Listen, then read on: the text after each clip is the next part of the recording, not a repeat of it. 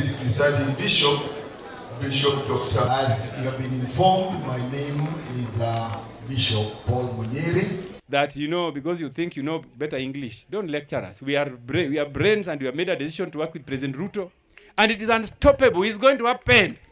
We are going to work with Ruto, whether you like it or not. As long as you are speaking the language of Gachagua, you are not with us.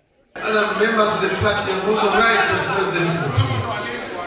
After that, we sit down as a party and discuss this in the proper organ of the party. And we come up with a resolution. This is what the party is done. So what Sifuna said was this personal opinion. But the ODM opinion will come as a result of discussion within the organs of the party.